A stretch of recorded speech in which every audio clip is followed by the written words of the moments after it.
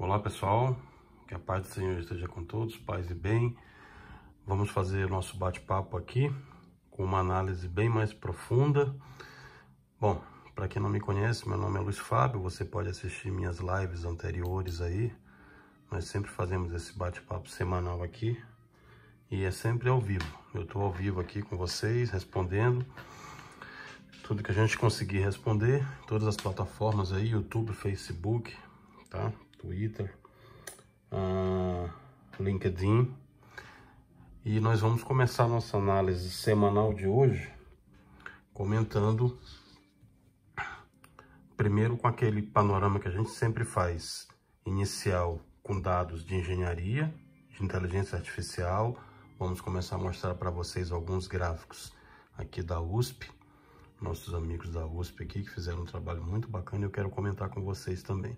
E como a gente sempre faz, para quem está entrando pela primeira vez, pode entrar nas nossas outras lives aí, que tem todo o meu perfil, mas está aqui meu perfil no LinkedIn. Nós já atravessamos os 5 continentes, moramos, trabalhamos e estudamos aí na China, Taiwan, Japão, Estados Unidos, então a gente conhece muito essa parte de direito internacional, de engenharia. Passamos aí por empresas como IBM, Vale, Nova Data, Compaq, HP, né? Passamos pela Intel, Landesk, Premier e BYD. Então a gente tem muita experiência aí e somos pesquisadores da Kaggle também, que é uma instituição ligada à Casa Branca, a Universidade de Harvard e Georgetown. E temos contatos e o objetivo aqui é disseminar conhecimento e ajudar a salvar vidas. Sou pai de família também, como muitos de vocês. A gente está passando esse momento aí muito complicado e a intenção aqui é desmistificar, descontextualizar e mostrar para vocês o que o mundo está vendo nesse momento. Nós falamos sobre o simulador de epidemias na live anterior. Eu expliquei para vocês detalhadamente o que são populações suscetíveis, expostas, infectadas, removidas, recuperadas, hospitalizadas, fatalidades. Expliquei um pouco o que eram aquelas 4 equações ordinárias. Isso envolve muita engenharia. Eu não vou, como público aqui, a intenção é a gente transmitir conhecimento um pouco mais genérico, a gente não vai ser muito tecnicista. Eu vou mostrar para vocês hoje, principalmente, algumas análises de monitoramento, modelo de predição e alguns comparativos que eu estou muito preocupado aqui pelos números que eu estou vendo. Para quem não conhece o nosso trabalho também, a gente sempre faz com várias fontes, então a gente utiliza os dados da World Health Organization, né? A OMS, utilizamos também dados da Universidade do Japão, Universidade da China, algumas que a gente teve lá contato, né? Enfim, o nosso leque é trazer isso tudo para vocês, MIT, Harvard, Stanford, trazer isso tudo para vocês, para que vocês possam ter uma noção real de o que realmente está acontecendo no mundo nesse momento. Vamos começar a nossa análise como a gente sempre faz, com as predições. Então, nesse momento, nós temos no mundo 1.920.182 casos de coronavírus. E com 119.410 mortos, 443.737 pessoas recuperadas. O clima é muito ruim, obviamente. Como a gente fez a primeira predição, a nossa primeira live aqui, os Estados Unidos continua sendo o epicentro do mundo. Nós acertamos essa primeira predição quando ninguém conseguia fazer isso, né? Todo mundo pensava que a China ia explodir, e eu expliquei aqui nas outras lives por que a China conseguiu fazer a maior operação médica de guerra estratégica para conter o coronavírus aqui em Wuhan. E esse número aqui mostra, eles estão tendo uma média, hoje eles até aumentaram os casos, eles tiveram 85 casos hoje novos. A gente sempre acompanha porque a gente trabalha diariamente com eles, tá? E esses casos que estão aparecendo na China não são casos internos, são casos que a gente chama de importados. São pessoas que estão vindo de outros países entrando na China. Reino Unido, como eu previ na última live, ultrapassou a China, já tem 88.621 casos. Vou deixar mais uma predição para vocês aqui, que eu observei. A Rússia está aumentando muito a quantidade de casos. A Rússia estava conseguindo controlar, mas agora ela já perdeu o controle, ela está tendo muitos casos. E o Brasil, como eu vou mostrar para vocês mais na frente, no panorama nosso aqui, na verdade esse número de 23.430, ele já está acima de 100 mil. A gente está tendo muitas subnotificações, faltam muitos testes, mas a gente fez um trabalho aqui com o Sindicato dos Cartórios e a gente consegue levantar os óbitos, esse número aqui já está bem maior, tá? o que nos preocupa bastante. Se você observar também a Turquia, eu marquei para mostrar para vocês, a Turquia também extrapolaram os casos hoje, teve 4.093 casos só hoje, o que já dá para a gente fazer uma predição aqui para vocês, que daqui a uma semana, pelos dados estatísticos que a gente tem aqui, Turquia e Irã ultrapassarão a China. Tá? A China continua fazendo o controle, nós poderíamos obter isso como exemplo, como boa lição, para controlar aqui internamente também. E os Estados Unidos disparados, continuam ainda com os casos, 24 mil, 25 mil casos por dia, muitos. Vamos lá para Johns Hopkins University, aqui eu consigo ter uma visão geral. Nesse momento, Covid-19 já está em 185 países. São muitos países simultaneamente. Como eu expliquei desde a primeira live, trata-se da maior pandemia do século, superando essa probabilidade projetada que a gente está fazendo, ela vai conseguir superar a gripe espanhola, que eu também expliquei que não era a gripe espanhola. A gripe espanhola acabou sendo porque os espanhóis que revelaram, mas era uma gripe americana, porque ela começou no Kansas, na Primeira Guerra Mundial. E assim como outras pestes, como a peste bubônica, como o grande salto adiante, que foi o maior efeito que houve na China de mortes, que eu expliquei para vocês na live anterior. Quem não assistiu, por favor, volte lá. Eu explico detalhado o que foi o grande salto adiante, que matou quase 40 milhões de chineses de fome e que foi o que acabou resultando o que a gente está vendo hoje. Por isso o mercado de Wuhan, por isso os animais silvestres, que agora também foi proibido. Agora eles não podem comer mais nada disso, está tudo proibido lá. O controle ficou muito mais rígido. Inclusive mostrei para vocês aqui o nosso Covid Visualizer, que você consegue ver por país rodando, né, nos Estados Unidos nesse momento aí. Inclusive comentei com vocês que aquele vídeo que circulou aí nos grupos de WhatsApp, me mandaram também aqui no LinkedIn, no Facebook, no YouTube. Aquele vídeo que circula lá com um monte de cachorro lá, o pessoal comendo, aquilo ali não é na China, aquilo ali na verdade é numa cidade chamada Longwan, que é na Indonésia. Não tem nada a ver com a China. Apesar de que na China também tem uns costumes, não daquela forma, né, explícita que foi colocada ali. Mas eles têm os costumes, tinham, para te dizer a verdade, porque agora está proibido. E o governo chinês está atuando de forma muito incisiva para coibir. Aí a China, né, para quem não conhece, a China é uma dimensão à parte, porque ela tem hoje 1,6 bilhões de pessoas, então 81 mil casos ainda representam um controle muito grande.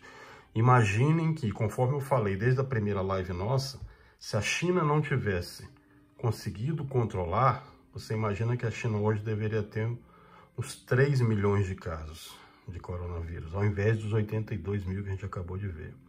Então eles conseguiram controlar, assim como a Coreia do Sul. Eu já vou comentar sobre a Coreia do Sul, estão tendo alguns problemas aqui de testes, como nós também estamos tendo. O Brasil precisa ter esses testes rapidamente.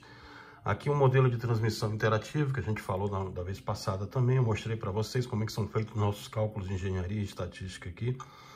E a gente utiliza também outras ferramentas do Project Management Institute, utilizamos ferramentas de Agile, Project Management, projeção preditiva, ferramentas de engenharia também que envolvem essa possibilidade de análise estatística, modelos de dispersão, com o intuito da gente conseguir ter uma visão aí projetada do que vai vir pela frente. Eu fiz essa análise aqui, utilizando um trabalho que foi feito pela Universidade de São Paulo, mas está aqui, dá para vocês terem uma análise um pouco melhor, comparando Brasil e Itália. A esse momento que nós estamos passando, nós tivemos praticamente quase um mês separando o primeiro caso de Covid-19 da Itália e do Brasil, ou seja, no dia 31 de janeiro, a Itália confirmou seus primeiros casos da doença, que foram 2 turistas chineses provindos de Wuhan, que foi aquela área. Wuhan, como eu expliquei para vocês na live passada, pertence à província de Hubei, é a capital de Hubei. Foi onde a China conseguiu concentrar, por isso que ela não conseguiu espalhar para Pequim, Xangai, para as outras cidades, porque ela conseguiu fazer aquele trabalho muito forte só em Wuhan. Então, nesse mesmo dia, o governo italiano iniciou a suspensão dos voos de ida e volta para a China e declarou estado de emergência por 6 meses, lá na Itália. Menos de um mês depois, as primeiras mortes começaram. Foi uma mulher de 60 anos que morreu lá em Codogno e outro paciente que morreu em Vêneto. Começou a pandemia lá na Itália. Ao longo do decorrer dessa evolução de contágio da doença, algumas regiões da Itália se tornaram os maiores focos de espelhamento da doença, como Vêneto e Lombardia. Tanto que Lombardia hoje é uma região onde tem mais casos na Itália. A segunda região foi o ponto de partida para o primeiro caso brasileiro. No dia 25 de fevereiro, um senhor que voltava da Itália teve o vírus confirmado aqui no Brasil. E aí, com esse gráfico, eu pergunto para vocês, quem agiu primeiro? A primeira nota de quarentena italiana ocorreu no dia 21 de fevereiro, ou seja, 3 semanas após a primeira confirmação, e apenas em 11 municípios na Lombardia. A quarentena nacional ocorreu no dia 9 de março, com fechamento de todos os serviços e estabelecimentos não essenciais, além da restrição de movimentação de pessoas. E aqui em São Paulo, as universidades estaduais suspenderam as aulas no dia 17 de março. Mas a suspensão de serviços não essenciais só ocorreu uma semana depois, no dia 24, um mês após o primeiro caso confirmado. Então, em relação ao lockdown nacional, começamos antes a nossa quarentena, como eu falei para vocês em nossa terceira live. Por experiência de outros países que nós já estávamos alertando, né? Outras pessoas também já estavam alertando, foi possível a gente perceber que esse crescimento relativo, baseado no tamanho populacional, no número de casos, ocorreu de forma mais acelerada do que na Itália, o que também justifica o processo de isolamento, que a gente sempre tem batido aqui. Isolamento ele é essencial. Mas muito se especulou sobre essas condições do Brasil em relação ao clima, faixa etária, né, populacional em comparação à Itália. Em relação ao clima, não existem evidências científicas, eu falei disso também na terceira live, para comprovar que o clima quente expande a doença em menor velocidade. Já em relação à faixa etária, sim, a Itália é um país com 23% da sua população acima de 65 anos, o que aumentaria o risco de morte percentual. Mas, segundo especialistas, a alta taxa de morte do país não é só pela população de risco, mas sim pelo atraso nas políticas de distanciamento social e subnotificação, que faz essas mortes. Combinados com a população idosa, fez com que essas taxas de letalidade se sobressaiam em relação ao número de doentes. Foi o que eu comentei com vocês aqui. Em um mês de infecção, a nossa taxa é muito maior do que a da Itália. Então, aí a gente tem esse alerta. A partir do dia da primeira confirmação, até um mês depois, a Itália contava com 1.694 casos e 59 mortes, enquanto o Brasil já quantificava 2.915 casos e 77 óbitos. Aí veio aquilo que eu falei para vocês, né? Que o prefeito de Milão tentou fazer aquela campanha lá, Milão não para, como o Brasil também tentou fazer aqui, né? Mas isso aí não leva a nada. A gente tem que realmente fazer o isolamento. A subnotificação é um problema não só brasileiro, mas ele é um problema global. Esse isolamento tardio foi um dos maiores responsáveis pela morte de quase 23 mil pessoas até hoje. Portanto, para se proteger e proteger o próximo, fique em casa, como a gente sempre tem sustentado. Esse trabalho foi da Mariana, tá? O outro que a gente está mostrando é do Rodrigo, também da USP, são trabalhos excelentes aí. E dá para a gente ter uma ideia, um comparativo entre Brasil e Itália. Se você observar, uma outra preocupação que eu tenho e citei para vocês aqui, é com relação a isso aqui. Deixa eu pegar aqui para mostrar para vocês. Se você observar, nós estamos testando muito baixo. O Brasil, nesse momento, o Brasil tem 23.430 e nós só testamos até o momento 62 mil pessoas, 62.985. O que significa que a nossa quantidade de testes ela está comparável a países como Indonésia e Índia. Ou seja, muito ruim, a gente precisa melhorar isso. Observe que os Estados Unidos, nesse momento, com 584 mil casos, já testou 2.936.000 pessoas. E nós só testamos 62 mil. Por isso que eu fiz aquela outra análise lá projetada para mostrar para vocês que nesse momento nós já temos mais de 100 mil casos. Não são só 23 mil como estão. Os 23 mil são os que estão oficialmente notificados. Se você for comparar com os que estão subnotificados, tá aqui, ó. No Brasil e no mundo existe um cenário de incerteza sobre a taxa de mortalidade da Covid-19. As taxas têm variado especialmente pela incerteza sobre a quantidade total de pessoas infectadas, o que se dá especialmente pela falta de disponibilidade de testes de confirmação da infecção, produzindo discrepâncias importantes no cenário internacional e dificultando a implementação de políticas públicas para o controle da situação. Falei para vocês, a Coreia do Sul é um dos poucos países que tem conseguido realizar testes em massa, o que sugere que a taxa de mortalidade seja mais fidedigna em relação a outros locais. Outro fator importante levado em conta é a variação da pirâmide etária entre os países no qual se realizam os ajustes necessários, conforme descrito em mais detalhes aqui. Essa taxa de mortalidade, é ajustado a partir de um deslocamento temporal que a gente chama, entre o registro do óbito e a confirmação do caso. Tem um artigo publicado na The Lancet, que é uma das mais conceituadas na área, porém ajustado para o Brasil daqui a 10 dias, dado que os testes têm sido realizados já em processo de agravamento da doença e não nos sintomas iniciais. Estão acontecendo muitos casos no Brasil em que não se faz o teste inicial, se deixa agravar para só nos casos graves se fazer o teste. E nesse cenário, a taxa de mortalidade real para o Brasil seria de 1,08% e a taxa ajustada 5,7%, conforme mostrado no gráfico assim. Essa taxa de mortalidade projetada é calculada com base na estimativa do número de óbitos para os próximos 10 dias. E aqui eu consigo mostrar para vocês já uma comparação com os casos notificados, o que mostra que a gente já tem mais de 100 mil casos no Brasil, aí, se você for considerar as subnotificações. Então, aqui em vermelho, você teria a quantidade de 1.124 óbitos até o dia 11 de abril. Aí a gente vai ter um valor ajustado, estimado de população infectada de 10 dias antes, ou seja, no dia 1º de abril, 104.368 pessoas, comparado aos 6.836 casos notificados. Então, a gente já chegaria no percentual de 93,45% de subnotificação. O pessoal está perguntando aqui, porque o programa é ao vivo, a gente faz tudo ao vivo, tá? Vocês estão vendo que sai tudo na hora, a gente vai mostrando tudo na hora, não tem nenhum tipo de edição, corte, nada. Eu vou responder as perguntas de vocês, vão colocando as perguntas, tá? Depois eu vou responder na medida do possível aí. Mas como a gente está com muito conteúdo, eu preciso focar aqui no principal para todos aproveitarem muito bem.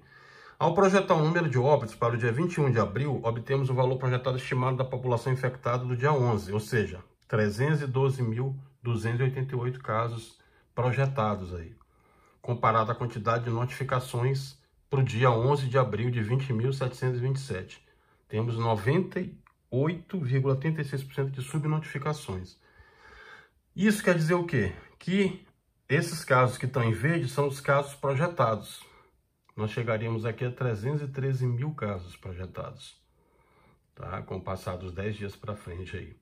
Se a gente tiver a quantidade de kits em massa disponíveis, o que não está ocorrendo. Nós não estamos testando, por isso que esse número continua crescendo lentamente.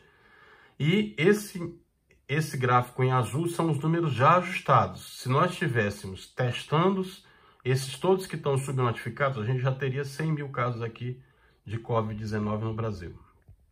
Essa é a primeira análise preocupante que a gente faz. Isso mostra mais uma vez que nós precisamos manter o isolamento. O isolamento ele é essencial nesse momento. Então nós temos algumas providências a fazer que outros países orientais fizeram, como eu citei na live anterior.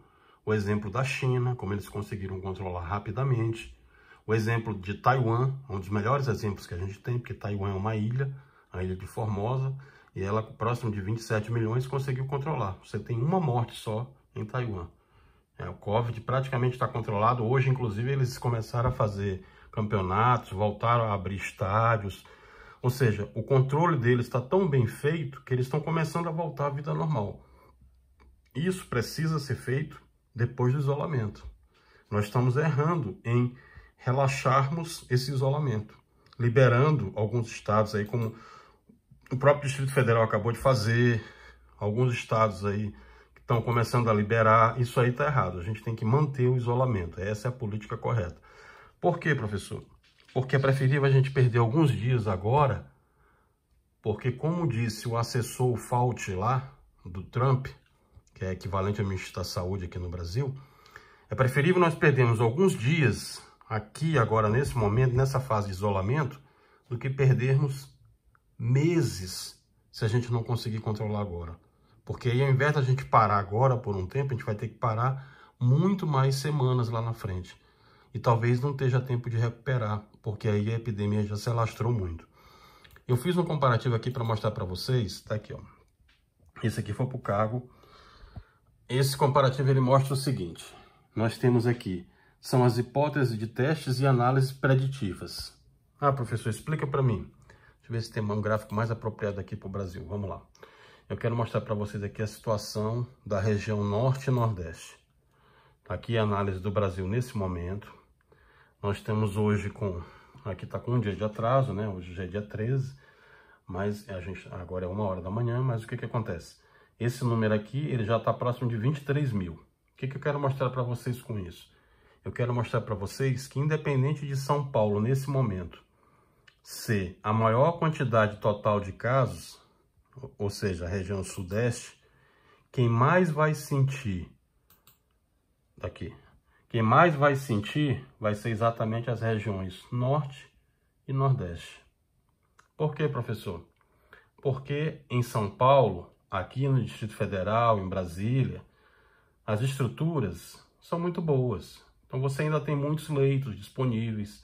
Tanto que alguns hospitais, algumas pessoas estão perguntando aqui: professor, tem um hospital que está vazio em Brasília. Isso vai acontecer, eu falei para vocês na live anterior.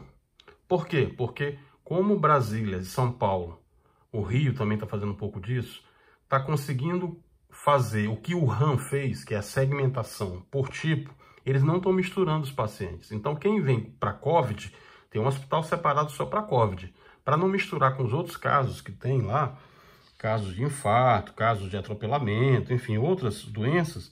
O que está acontecendo? Esses hospitais que estão separados, eles vão parecer vazios, mas com a quantidade de pacientes que for chegando, eles vão lotar os leitos.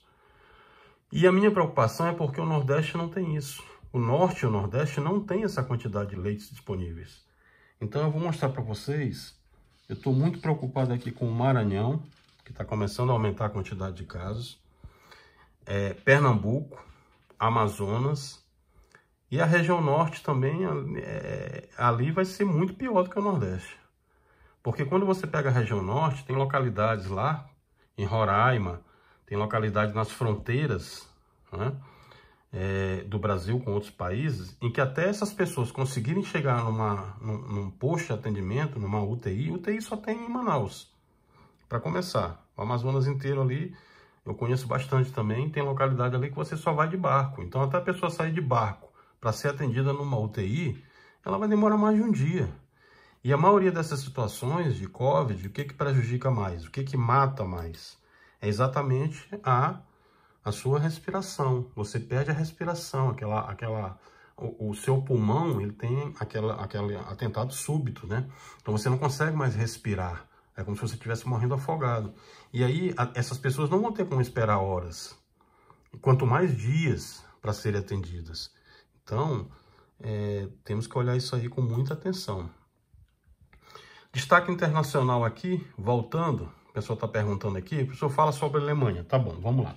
O que tem na Alemanha? Quando eu estive na Alemanha, eu consegui ver uma coisa que o Brasil não tem. A Alemanha tem muita fábrica de remédios. E a Alemanha começou a fazer um investimento muito forte nessa área. Então eles estão tendo poucos casos. Ontem tiveram até mais casos, tá? Hoje eles tiveram 1.353, mas eles já estão com 129.207. Agora, se você observar, a Alemanha testou muito, ó. Ela tem aqui, ó, 1.317.000 testes. Isso é que o Brasil tem que fazer e a gente não está conseguindo fazer. Então é como o ministro citou, na entrevista dele ontem. Essas pessoas têm que procurar manter o isolamento. Nós não temos que estar politizando essa discussão. Nós temos que manter realmente, nos mantermos isolados, tá? É a única forma que tem de combater a COVID. Quando eu estava na China e a gente observava isso de perto lá, eu fui um dos primeiros brasileiros a alertar. É só você voltar aqui, acho que na quarta live, eu ainda alertei o Brasil em janeiro. Olha, pessoal, está acontecendo uma coisa aqui na China muito estranha. E aí o professor Li, que a gente teve a honra de conhecer seu sobrinho lá na China, né? Ele nos explicou que isso já era percebido, o governo estava inclusive evitando que eles comentassem, o governo lá age de uma forma muito esquisita, tenta conter alguma dessas pesquisas. O pessoal só acredita mesmo nos especialistas depois que a coisa já começa a acontecer. Mas ele foi um dos primeiros a estudar e percebeu isso. Então esse professor, o Li, que inclusive depois ele morreu, por quê? Porque ele, como ainda é muito novo para todos que estudam isso, muitos achavam que o contágio era somente por via respiratória. Por isso só usavam máscaras. Mas na verdade foi o que aconteceu com o professor Li. Ele morreu porque ele foi contagiado pelos olhos, né? Foi quando ele já estava no leito, na cama, ele falou isso, ele confessou isso. Meu erro foi porque eu não esperava que viesse pelos olhos. E o professor Lee deixou um trabalho brilhante em cima desse estudo em Wuhan. Foi ele que alarmou, olha, tem que isolar o Wuhan imediatamente. Aí sim, quando eles viram que a coisa já era muito grave, eles correram para isolar o Wuhan. E aí tem todo o mérito do governo chinês, porque para mim, né, que conheço direito internacional aí há 30 anos, para mim foi o maior trabalho que eu já vi de um país ter feito com tanta seriedade e rapidez. Nem na Segunda Guerra, nem na Primeira Guerra eu vi isso. A China isolou o Wuhan de uma forma que eles conseguiram controlar, que a doença não saísse de lá. Né? Então, talvez o nosso erro aqui, como eu alertei desde o começo, o erro dos Estados Unidos foi negligenciar isso. Por que os Estados Unidos teve muitos casos? A gente fez uma live aqui específica para tratar dos Estados Unidos. Quando eu comecei a falar de Manhattan, comecei a falar de Nova York, comecei a falar de São Francisco, Califórnia. Por quê? Porque os Estados Unidos negligenciaram.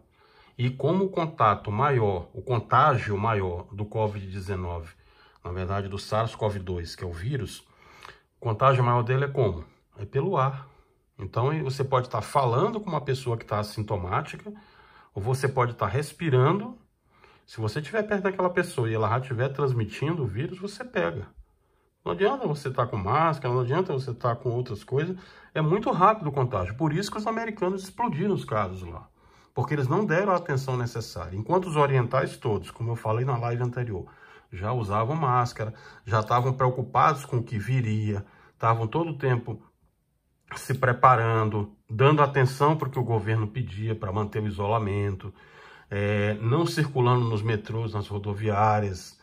Né? Então eles conseguiram fazer esse controle de perto. E aí o que aconteceu? Como eles conseguiram, deram toda essa atenção, eles tiveram poucos casos, diferente dos Estados Unidos que vocês estão vendo agora aí. É um caos. Os Estados Unidos já está em colapso.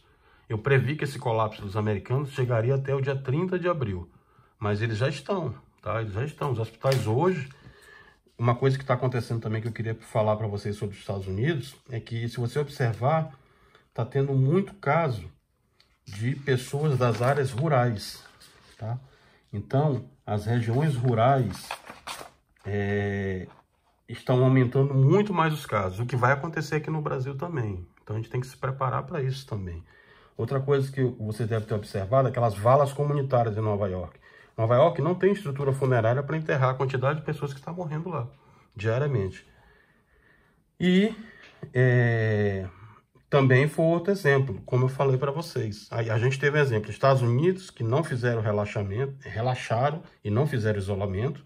Tivemos exemplos da Itália, que não fez o lockdown como teria que fazer. Agora estão fazendo, agora aprenderam, agora estão fazendo.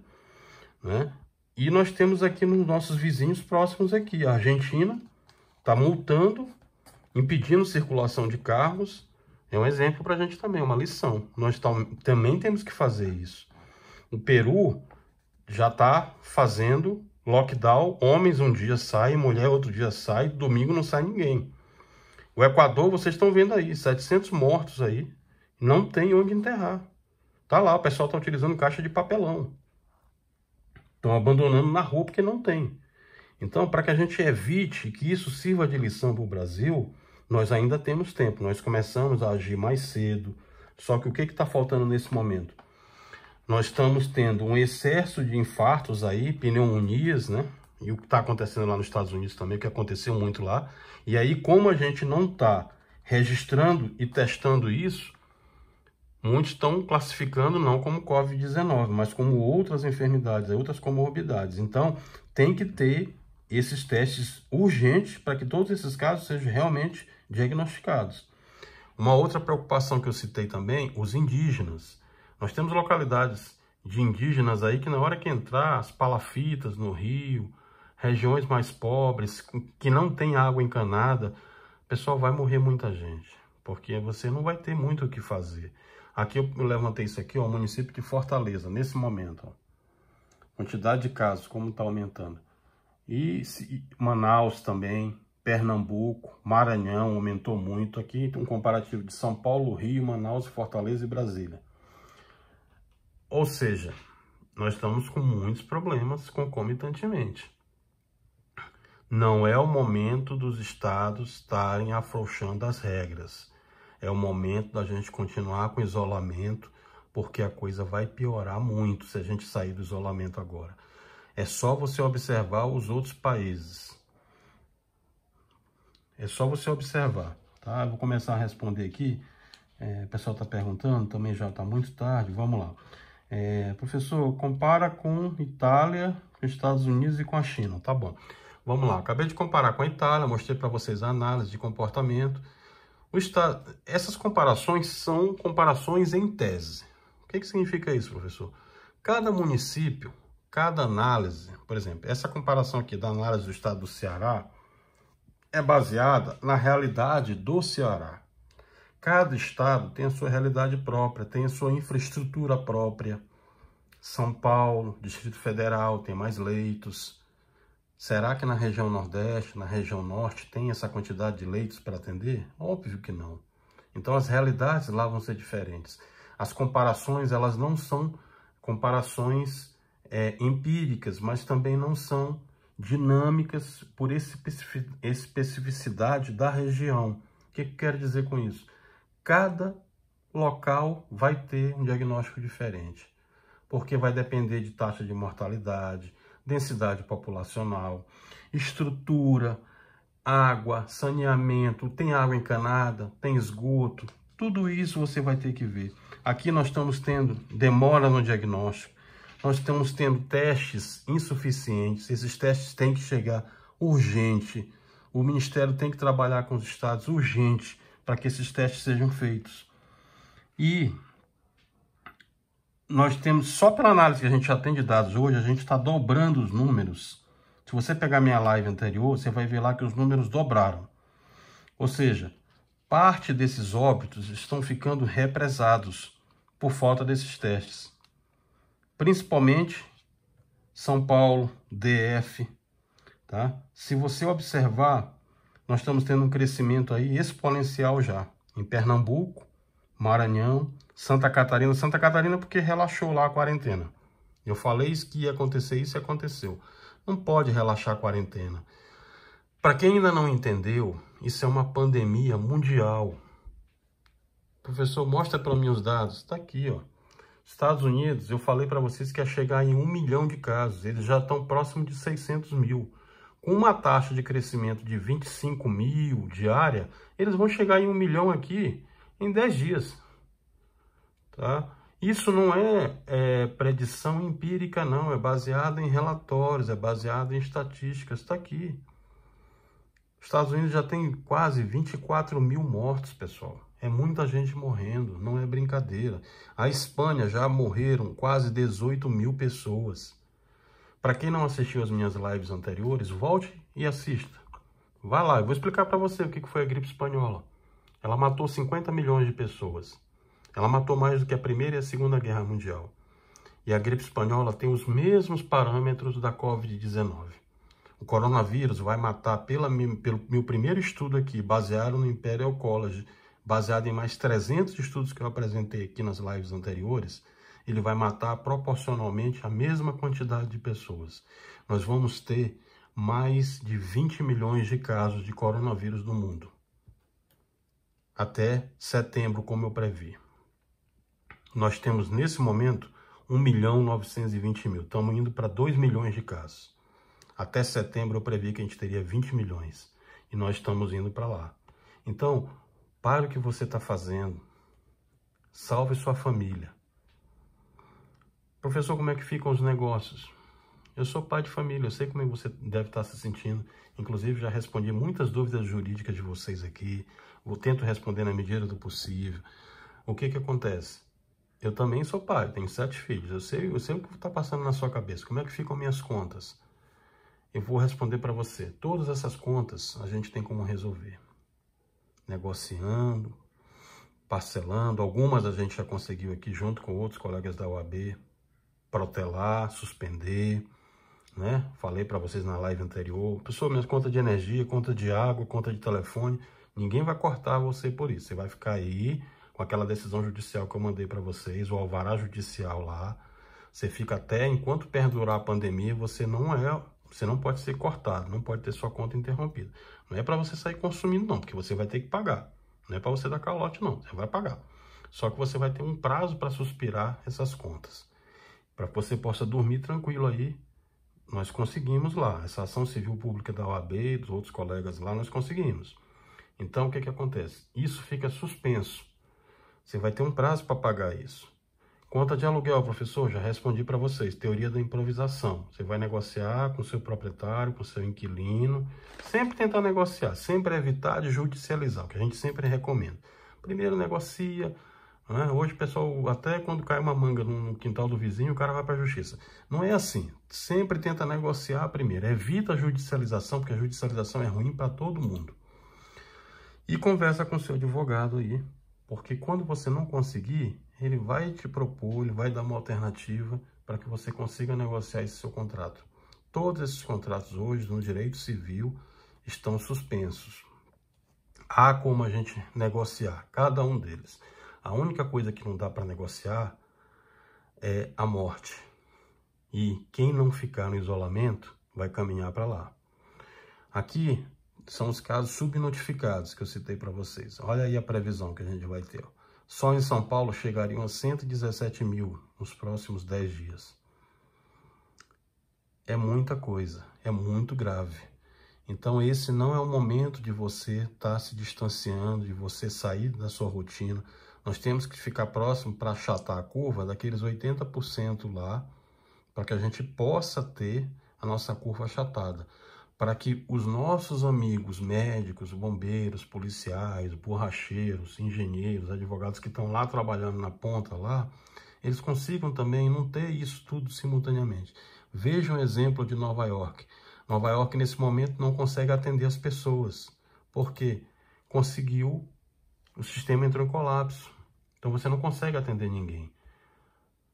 O problema maior do Covid-19 não é nem tanto a letalidade, é a velocidade com que as pessoas chegam para serem atendidas. As pessoas precisam de tratamento, vão precisar de respiradores e não vai ter isso para todo mundo. É isso que a gente tem que pensar, tá? Bom, o pessoal está perguntando aqui sobre Taiwan. Eu fiz uma live específica sobre Taiwan na live passada. Comentei o que Taiwan é um governo democrático, diferente da China, que não tem democracia. Né, que começou na ilha de Formosa, lá com a Espanha e a Holanda, depois ela virou província da China em 1895, depois o Japão, na guerra que teve com a China, deu como indenização, foi dado como indenização para o Japão, depois a China tomou novamente de volta, tanto que os taiwaneses, quando eu estive lá, muitos falavam japonês, né, agora está começando a mudar, só chinês mesmo, e até o próprio taiwanês está ficando mais para os idosos, ainda é falado muito mandarim lá. E o restante, tudo que vocês estão perguntando aqui, eu respondi na live anterior. Então é só voltar na live anterior lá que vocês vão ter uma aula do que foi Taiwan. Do que é Taiwan, como ela é bonita, como ela é limpa. Tá muito diferente da China ocidental, tá? Bom, então eu fiz essa análise aqui para vocês. São Paulo, Rio de Janeiro, Brasília, Fortaleza e Manaus. Para explicar o quê? Para que vocês entendam que nesse momento é muito importante o isolamento. Nós precisamos ficar em casa. A gente vai dar 1h da manhã, nós estamos aqui, eu estou respondendo para vocês ao vivo. E minha preocupação maior qual é? É que você saia daqui vivo com sua família. Eu estive na China, eu presenciei o coronavírus na China, eu vi o horror que isso foi lá. E como eles atuaram rápido para resolver. Só por isso que eu criei esse canal e faço as lives aqui ajudando vocês. Para que vocês tenham a vida de vocês salva. A vida da família de vocês. Esse é o objetivo principal. A gente não ganha nada com isso, meu canal não é nem monetizado. Eu não peço para vocês aumentarem visualizações. Tem gente que utiliza um bocado de ferramenta, eu não faço nada disso. Meu objetivo aqui, já passei dessa fase. Meu objetivo aqui é transmitir verdade para vocês e mostrar como vocês precisam nesse momento parar para refletir um pouco. Tem uns trabalhos aqui bacanas do pessoal da Fiocruz que eles me mandaram também, para mostrar para vocês, ver se eu acho aqui, inclusive como ele chega no corpo humano. Não, esse aqui é do MIT, já comentei já. Daqui a pouco eu acho aqui. Mas o objetivo principal é exatamente esse. é que vocês saiam disso vivos, que todos nós conseguimos sobreviver, que a gente possa salvar o maior número de pessoas. Eu tenho pessoas que me assistem aqui no mundo inteiro, tenho comunidades brasileiras na China, em Taiwan, na Itália, tenho pessoal aqui do Rio, pessoal mais simples, de favelas aí que acompanha, pessoal do Nordeste, do Amazonas, do Sul, muita gente aqui do Sul também, Sudeste, Centro-Oeste, Norte, enfim. O objetivo é a gente salvar vidas, tá? E minha preocupação é porque eu vivenciei isso lá. Eu já fui diversas vezes para a China, para Taiwan, Japão, Estados Unidos. A gente trabalha muito com isso, então a gente pesquisa muito, trabalha muito, está sempre lá, acompanhando fábricas diretamente. Eu vi o que foi isso lá. Por isso a minha preocupação em salvar a maior quantidade de brasileiros possíveis disso tudo que a gente viu lá, tá? Bom, o que mais? A pessoa está perguntando aqui. Professor, fala sobre as classes de vulnerabilidades sociais, casos, por exemplo, já falei aqui, tá? Não dá para você comparar, foi o que eu expliquei para vocês. Você tem uma situação em São Paulo, no Rio, Distrito Federal e Minas. Quando você pega a região norte e a região nordeste, são realidades totalmente diferentes. Você tem estruturas diferentes, você tem outros Brasis diferentes. E como eu citei para vocês, a China fez um dos melhores trabalhos porque ela conseguiu isolar o Wuhan. Nós temos hoje 20 Wuhans dentro do Brasil. Cada um com sua realidade diferente. A realidade do Maranhão é diferente. Lá você tem alguns leitos que estão sendo feitos, né? Você tem uma realidade diferente. Pernambuco já tem menos, mas muitos casos em crescimento. Paraíba está crescendo muito também. Eu vi os dados hoje também do Amazonas, crescendo muito a quantidade de casos. Santa Catarina relaxou durante a quarentena, né? O pessoal saiu para a rua, agora está aí, ó, aumentaram os números de casos. Rio Grande do Sul, mesma coisa. Enfim, Goiás, mesma coisa do Distrito Federal. Relaxaram, começou a aumentar os casos novamente. E nós temos o Piauí aí com um bom exemplo, tá? Eles fizeram um controle bastante rigoroso e estão controlando. Não foram para a rua, o isolamento está funcionando, mas isso tem que acontecer no Brasil inteiro. A gente não tem que estar falando agora em isolar ou não isolar, isso é óbvio, nós temos que manter o isolamento, tá? E não vamos politizar, isso não é de político A, não é de político B, aqui é ciência, a gente está falando de ciência. Perceba o seguinte, se você não entrar no isolamento, você vai entrar na estatística, é o que eu sempre falava nas aulas. Então, ou você vem para o isolamento e salva a sua família, salva o seu próximo, encara a coisa com muita seriedade. Pessoal, isso é tão perigoso que se o contágio vem pelo ar, você acha que as pessoas no metrô, na rodoviária, numa parada de ônibus, um do lado do outro, conversando, abraçando, num baile funk, numa festa, não vai estar contaminando? Se os Estados Unidos está nesse momento com essa quantidade de casos aqui, é claro que vão estar contagiando.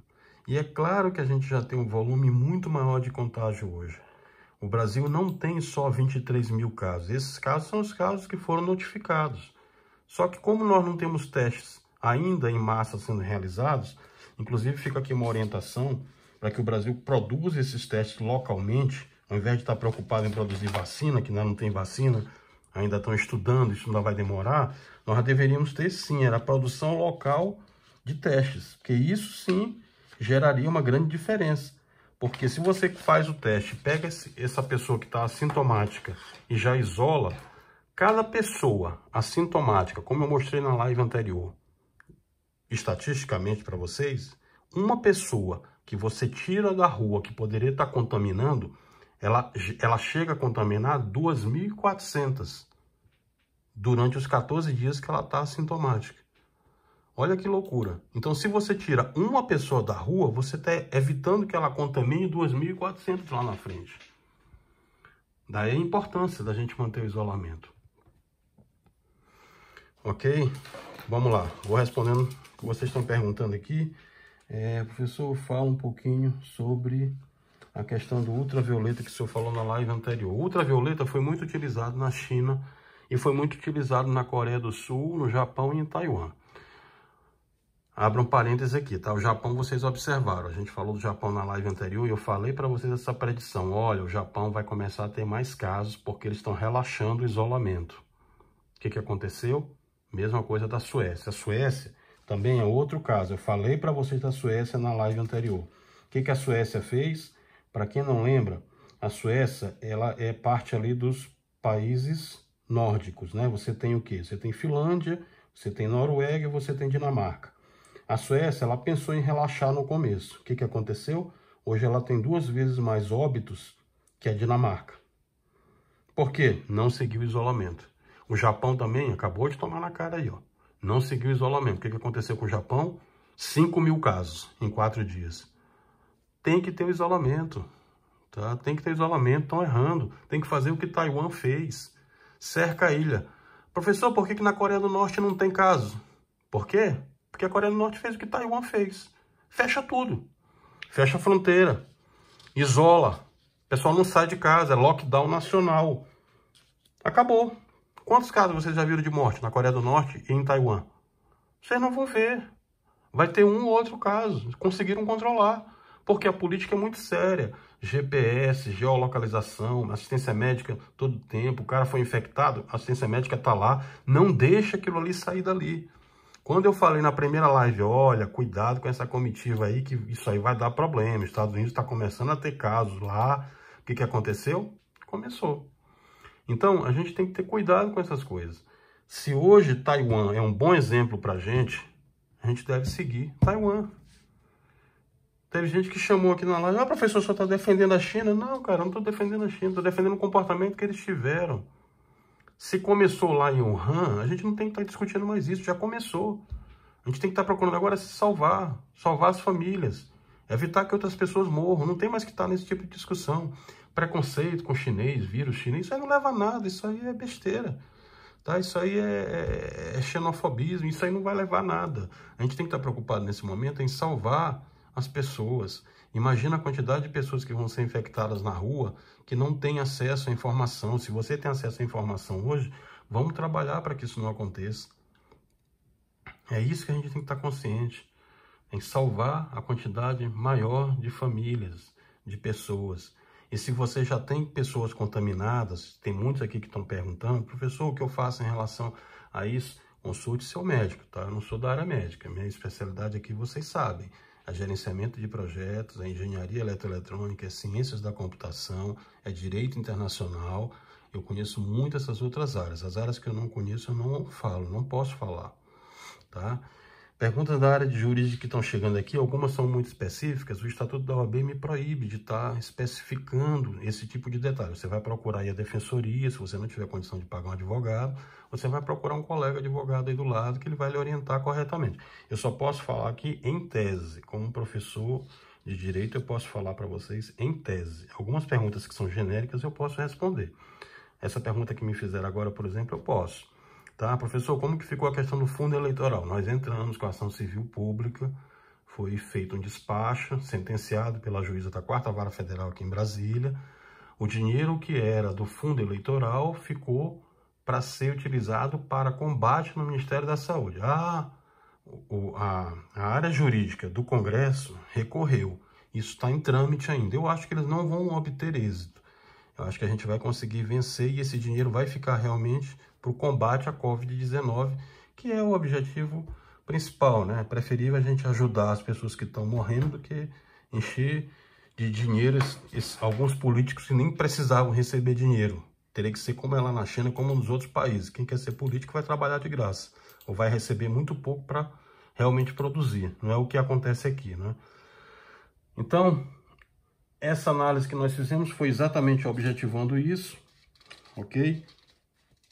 E, no mais, fica aqui um apelo à razão, um apelo para que você transmita essa palestra para outros colegas, se inscreva em nosso canal aí no YouTube.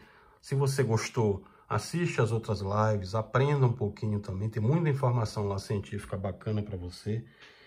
E, principalmente, o objetivo é que você salve sua família, tá? Lembrando que a Covid-19 pega falando ou respirando. Então, não percam tempo, tá? Manda para o seu colega, manda para o seu vizinho. e vamos tentar salvar a maior quantidade possível de pessoas. Uma outra coisa preocupante, tá? Na China hoje começaram alguns casos de pessoas que tiveram sido testadas anteriormente e que voltaram a testar positivo. Tinham testado negativo e voltaram a testar positivo. Isso aconteceu na Coreia do Sul também, tá? Mais de 20 casos lá. Pessoas que tinham testado negativo e voltaram agora e fizeram o teste e deram positivo. Isso aí pode significar uma mudança em alguns procedimentos aí, tá? Isso é preocupante. Pode ser que essas pessoas ainda estavam no período de incubação, ou pode ser que mais na frente a gente descubra que o SARS-CoV-2 ele é semelhante ao MERS, que possibilitava 2 vezes esse tipo de contágio. E aí vai ter que ter alguma mudança aí na parte de vacina, teste, enfim. Mas esse é um assunto para frente aí. Outra pergunta que está chegando aqui com relação ao ultravioleta, eu já respondi, mas vou citar mais um exemplo. O ultravioleta é a única tecnologia que permite matar o vírus. Então, se você tiver ônibus, área de hospitais, chega lá e taca ultravioleta, como os chineses fizeram, que ele vai conseguir matar o vírus. Ele gera uma frequência que impede, é contrária a que o vírus suporta, tá?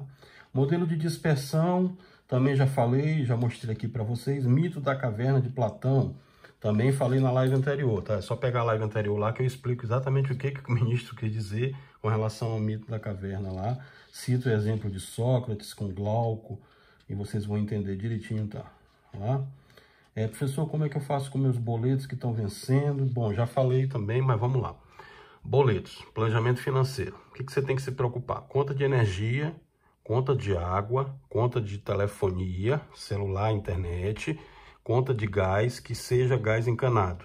Todos esses 4 estão dentro daquela decisão judicial que eu citei para vocês, vocês estão protegidos. Ninguém pode cortar a sua energia, tá? Ninguém pode cortar a sua água, as concessionárias foram notificadas dessa decisão judicial, ela tem âmbito nacional, serve para qualquer localidade do Brasil, ninguém vai cortar nada disso seu. Aí ele pergunta, professor, e se já cortaram? Se já cortaram, você vai ligar lá, mencionar o alvará judicial, tá? A sentença aqui, eu vou deixar aqui no LinkedIn, você pode ir lá no meu Facebook também, é só clicar aqui no YouTube, aqui tem um link que vai lá para o LinkedIn e vai para o Facebook. Nos dois tem a decisão lá. Você pega a decisão, vai ligar lá. Se for de energia elétrica, você vai ligar na Agência Nacional de Energia Elétrica, que é a ANEEL, e pedir para eles ligarem também e abrir uma reclamação lá. Cabe, inclusive, indenização moral e material depois, tá? Liga e pede para religar, tá bom? Outra pergunta que chega aqui com relação a ação popular, já comentei também, tá aí. A gente está com o tempo aqui escasso, tá? Professor, fala um pouquinho sobre os Estados Unidos. Os Estados Unidos, o que eu posso dizer para vocês, já citei aqui, falei bastante sobre os Estados Unidos, mas o principal o CDC, ele refez aquele estudo que a gente publicou aqui. Ele previa 3 milhões, né, de contágios, caiu para 1,7 milhões. Tá? E eram previstas 250 mil mortes, com isolamento caiu para 70 mil mortes. Foi o que foi revisto lá. Agora, isso tudo, como eu sempre cito para vocês, são estudos de probabilidade que variam com o tempo. Então, depende das situações, eles vão variando. Tá bom? No mais, pessoal, a gente está com o tempo estourado, tá? Muito obrigado a cada um de vocês que sempre segue aqui. Indique o nosso canal para outras pessoas aprenderem também. E, principalmente, não saiam de casa, fiquem em casa, tá? Eu prezo muito pela vida de vocês, pela vida dos seus familiares. Fiquem em casa, tá bom? Aconteça o que acontecer. Trabalho, hoje você pode trabalhar remotamente. Alguns tipos de trabalho não permitem, segura um pouquinho. Estudo, você pode continuar estudando normalmente, EAD, pela internet, tá? Eu sou pai também, ensino, e a gente faz isso aqui diariamente. Isso não impede você de estar estudando. A única coisa que não vai impedir é se você e sua família forem contaminados. Então, evitem os riscos e fiquem em casa, tá bom? Muito obrigado mais uma vez, que Jesus abençoe, paz e bem, fiquem com Deus, um forte abraço.